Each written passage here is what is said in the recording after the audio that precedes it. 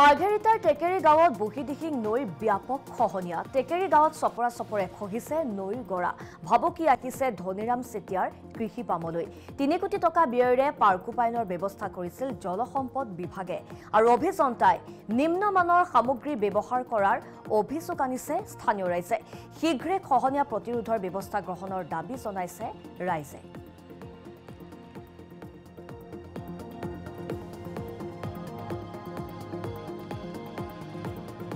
উপস্থিত আছোঁ মাৰ্ঘেৰিটা বিধানসভা সমষ্টিৰ টেকেৰী গাঁৱত বুহিদিহিঙৰ কাষত বৰ্তমান উপস্থিত আছোঁ। তাৰ পৰিৱেশ দেখাম। কোটি কোটি টকা আত্মসাৎ কৰিলে ইয়াতে কাম কৰি ঠিকাদাৰসকলে। এতিয়া কথা হ'ল ভাস্কৰ শৰ্মাৰ নেতৃত্বত আচলতে যিখিনি কাম হৈছিল তাৰ পৰিৱেশটো দেখাম। আচলতে কামৰ নমুনা জলসম্পদ বিভাগক আৰু অসম চৰকাৰৰ মাননীয় মুখ্যমন্ত্ৰীক দেখাব বিচাৰিছোঁ। এইদৰে কাম কৰিছিল বুহিদিহিং নদীৰ ওপৰত। টেকেৰী আচলতে যিখন গাঁও বুহিদিহিং নদীত জাহ যোৱাৰ এটা উপক্ৰম হৈছে। তাৰ কাষতে আছে আচলতে আদৰ্শৱান কৃষক ধনীৰাম চেতিয়াৰ যিখন আচলতে 25 বিঘাৰ মাটিৰে কৃষি ফাৰ্ম, এইখনো কাষতে আছে।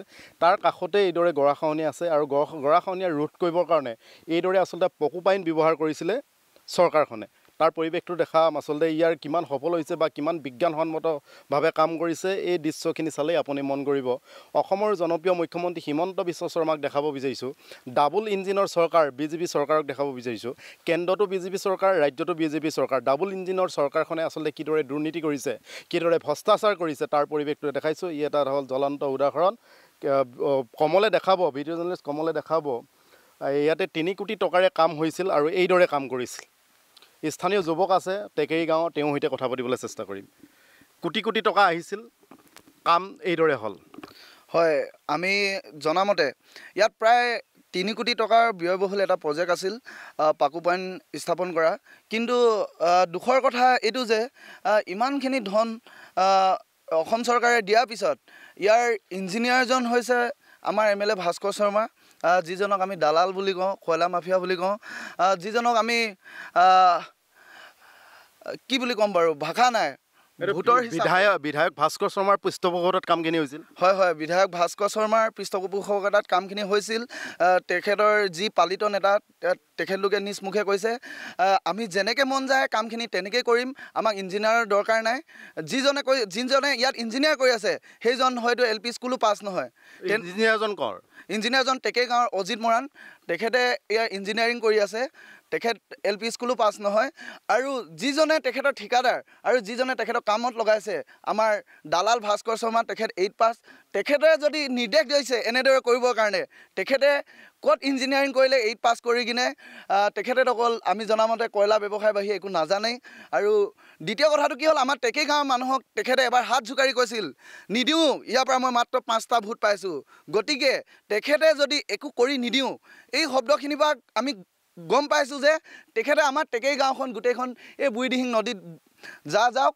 তাৰপিছত তেখেতে ৰং তামাচা কৰি পাৰ্টি কৰিব MLA অফিচত, সেই কাচিনো খেলিব যাব।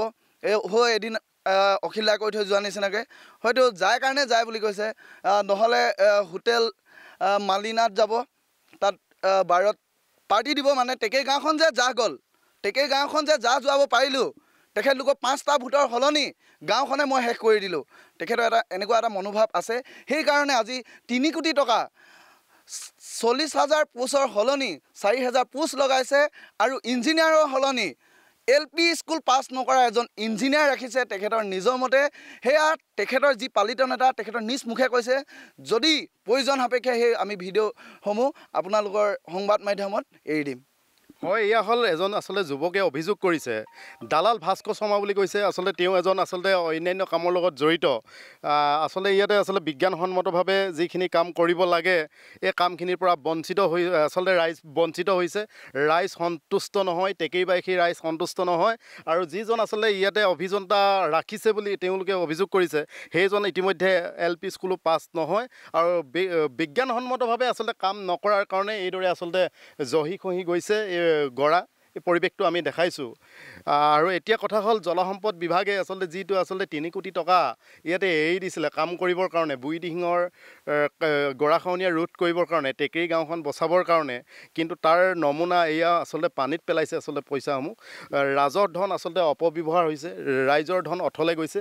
ই এটা জ্বলন্ত উদাহৰণ, প্ৰমাণ সত্য ৰূপত প্ৰমাণিত হৈছে। কাৰণ এইবোৰ আচলতে যিবোৰ পশুপাইনৰ ব্যৱস্থা কৰিছিলে, এই পশুপাইনে আজি তাৰিখত টেকেৰী গাঁৱত যিদৰে ৰোধ কৰিব লাগিছিলে গৰাখহনীয়া, ৰোধ কৰিব পৰা নাই, বৰঞ্চ চৰকাৰী ধন এটা অপচয় হৈছে।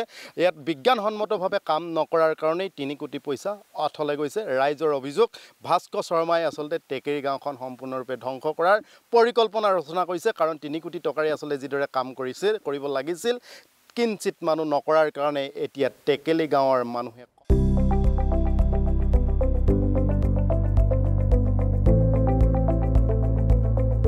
NB নিউজ, সহজ সৰল ভাষাত নৱভাৰতৰ কথা।